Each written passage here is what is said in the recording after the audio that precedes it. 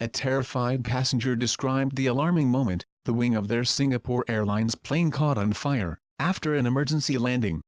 Lee Bee wrote in a Facebook post, "I just escaped death," and described how those on board were asked to remain on the plane for a heart-wrenching 5 minutes as firefighters tried to douse the flames.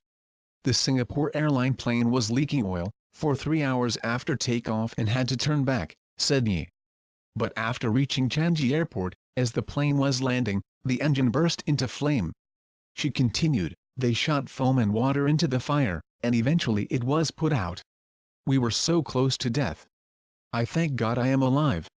I going home to hug my kids. Europe sail has to wait for a while. Sorry everyone."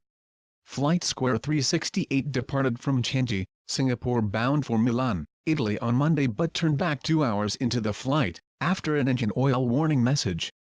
The aircraft's right engine caught fire after the aircraft touched down at Changi Airport at around 6:50 a.m. Singapore Airlines said in a statement. After the Boeing 770-300ER landed, the fire on board was extinguished by emergency crews. There were no injuries to the 222 passengers, and 19 crew on board. Passengers disembarked through stairs, and were transported to the terminal building by bus.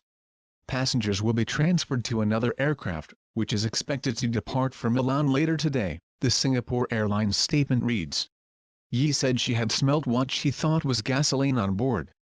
"We were informed by the pilot that there was a leak, and that the plane would have to return to Changi Airport, as it did not have enough fuel for the journey," she told the Straits Times. "The blaze was quite fierce and we waited for around 2 to 3 minutes, before the fire engines arrived," she said.